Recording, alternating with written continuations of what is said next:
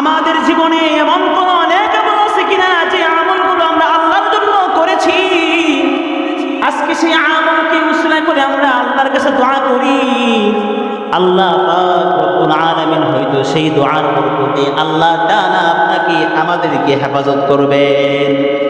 আল্লাহ রাসূল সাল্লাল্লাহু আলাইহি ওয়াসাল্লাম বলেন, বনী ইসরাইলের তিনজন যুবক তারা কোথাও সফর করার জন্য বের হয়ে গেলেন। সফর করতে করতে তারা দিনের বেলা সফর শুরু করলো, এমন সময় রাত্রি হয়ে যায়, সন্ধ্যা হয়ে যায়। ওই রাতের আবরণ থেকে বাঁচার জন্য রাতের বেলা সফর করলে ডাকাত আক্রমণ করতে পারে, রাতের বেলা সফর করলে ডাকাত আক্রমণ করতে পারে। ওই ডাকাতের আক্রমণ থেকে বাঁচার জন্য তিনজন যুবক তারা এক গুহার মধ্যে প্রবেশ করলো,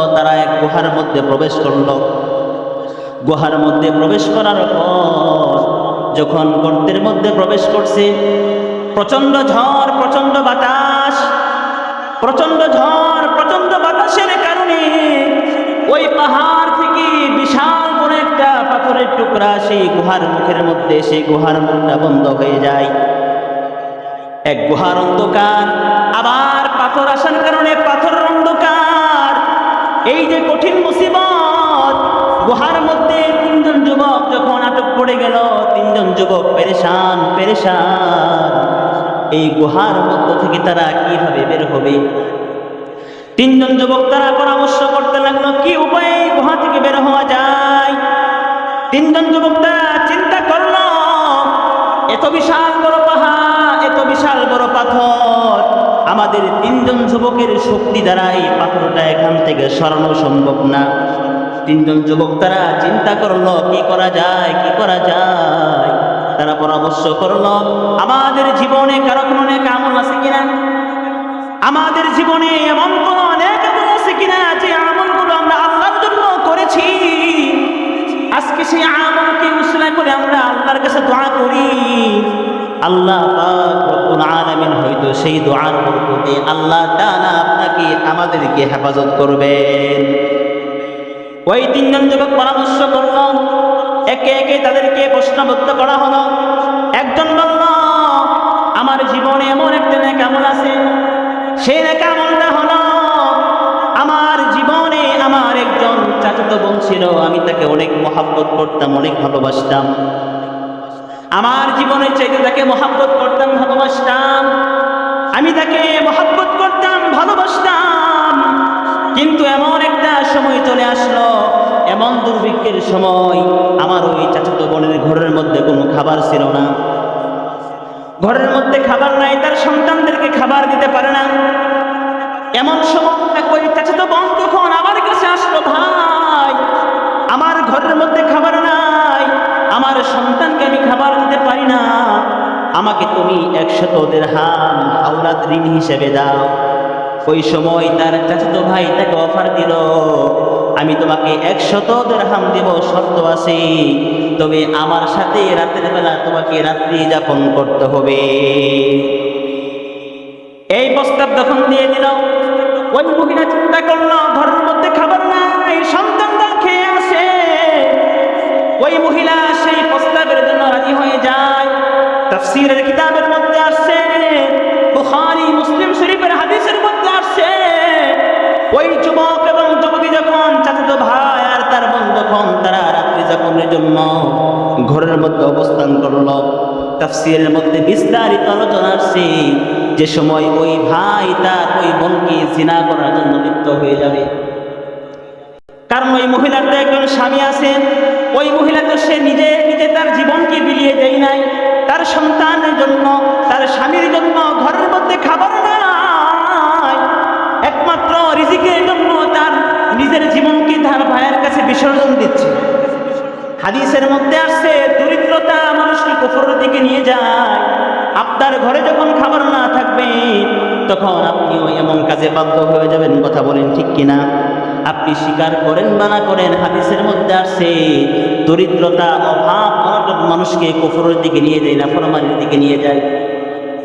আজকে যে মানুষ এই টাকার জন্য জিনাকে বিচার করে, কথা বলেন ঠিক কিনা?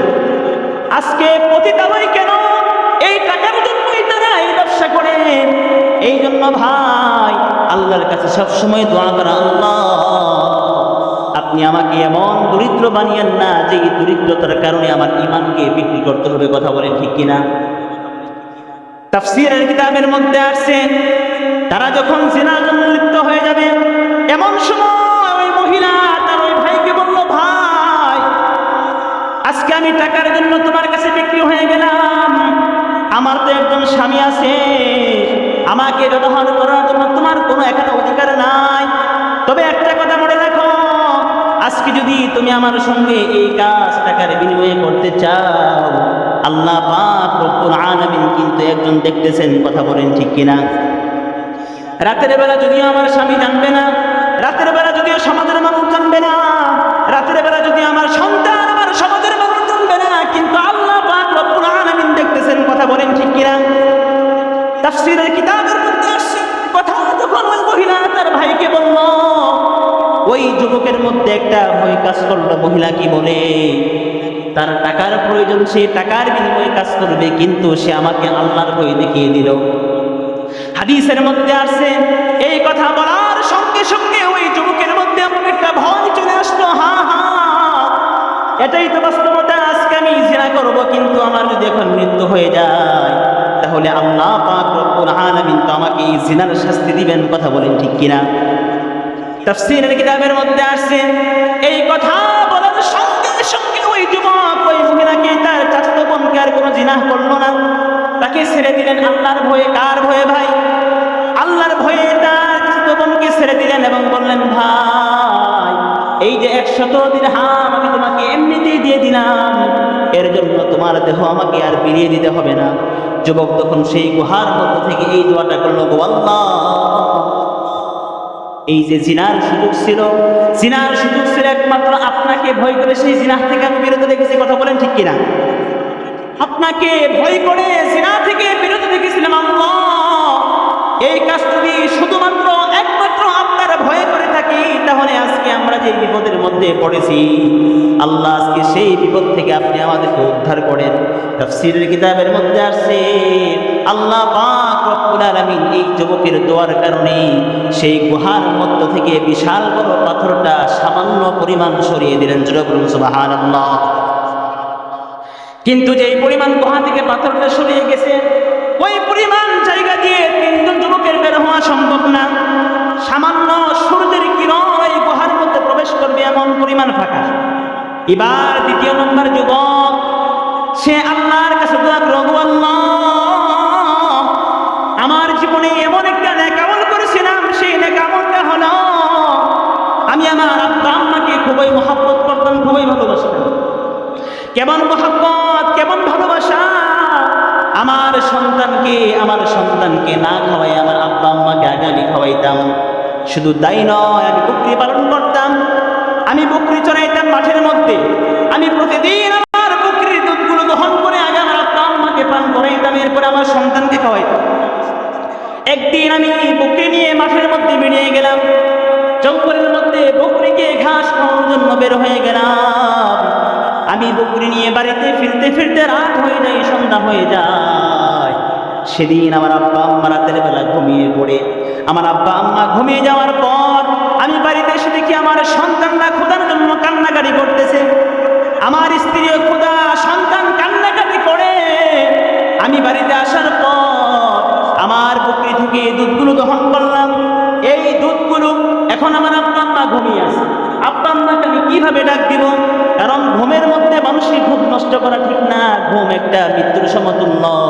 আমি উচিত মনে করলাম না আব্বা আম্মার রাতের মাঝখানে ঘুমটা নষ্ট করা। ওগো রব্বে কারীম আল্লাহ, আমি সে দুধ দহন করে আমার সন্তান কান্নাকাটি করতেছে, আমার সন্তানকে আমি দুধ দিলাম না। এই দুধ নিয়ে আমি আমার আব্বা আম্মার শিওরের মাথার পাশের মধ্যে দাঁড়িয়ে থাকলাম। যখন সকালবেলা মসজিদ আজান হয়ে গেল, আব্বা আম্মা যখন ঘুম থেকে জাগ্রত হলো, আমার আব্বা আম্মাকে দুধ খাওয়ানোর পর এরপর আমার সন্তানগুলিকে আমার ছাগলের দুধগুলো পান করাইছি। ওগো রব্বে কারীম আল্লাহ, এই যে একটা নেক আমল, মা বাবার খেদমত করা, আমি যদি এই নেক আমলটা শুধুমাত্র একমাত্র আপনার জন্য করে থাকি, আল্লাহ আজকে যে বিপদের মধ্যে আমরা পড়েছি, আল্লাহ এই বিপদ থেকে আপনি আমাদেরকে উদ্ধার করেন। তাফসীরের কিতাবের মধ্যে আসছে আল্লাহ পাক রব্বুল আলামিন সঙ্গে সঙ্গে পাহাড়ের গর্ত থেকে সামান্য পরিমাণ পাথরটা সরিয়ে দিলেন, সুবহানাল্লাহ। কিন্তু যেই পরিমাণ গর্ত সে থেকে পাহাড় সরে গেছে, ওই পরিমাণ গর্ত দিয়ে তিনজন যুবক বের হওয়া সম্ভব না। এবার 3 নম্বর যুবক সে আল্লাহর কাছে একটা নেক আমলকে উসিলা করে দোয়া করল, গো আল্লাহ আমার জীবনে এমন একটা নেক আমল আছে, সেই নেক আমলটা হলো আমার অধীনে অনেকগুলো মজুরি কাজ করত, অনেকগুলো শ্রমিক কাজ করত। একদিন একজন শ্রমিক সে রাগান্বিত হয়ে আমার সাথে কথা মনোমালিন্য হয়ে ওই দিনের মজুরি না নিয়ে সে বাড়ি থেকে চলে যায়। আমি মালিক ওই মজুরির শ্রমিকের টাকাটা দিয়ে আমি তো তাকে ছেড়ে দিতে পারি নাই। ওগো রব্বে কারীম আল্লাহ, ওই মালিকের টাকা দিয়ে আমি একটা বকরির বাচ্চা কিনি এবং ওই বকরির বাচ্চা থেকে অনেকগুলো বকরি আল্লাহ তাআলা বৃদ্ধি করে দিলেন। দীর্ঘ কয়েক বছর পর ওই যে মালিকের অধীনে যে শ্রমিক কাজ করেছিল, ওই শ্রমিকের মজুরি নেওয়ার জন্য দীর্ঘ 15 থেকে 20 বছর পর যখন তার বাসায় হাজির, ওগো মালিক আপনার বাড়িতে আমি আজ থেকে 20 বছর আগে কাজ করেছিলাম, একদিনের মজুরি না নিয়ে আমি আপনার সঙ্গে রাগ করে চলে গিয়েছিলাম, আজকের মজুরিটা আপনি আমাকে ফেরত দিয়ে দেন। তাফসীরের কিতাবের মধ্যে আসছে মালিক তো প্রথমে ছাগল কিনেছিল, ওই ছাগলের বাচ্চা থেকে অনেকগুলো ছাগলের বাচ্চা দিয়েছে, অনেকগুলো গরু কিনেছিল, গরুর বাচ্চা দিয়েছে। শ্রমিক যখন তার 20 বছর আগের মজুরির কথা বলল, মালিক বলল, ও শ্রমিক এই যে বিশাল বড় ছাগলের পাল দেখছো, ওগুলি সব তোমার জন্য, সুবহানাল্লাহ বলেন।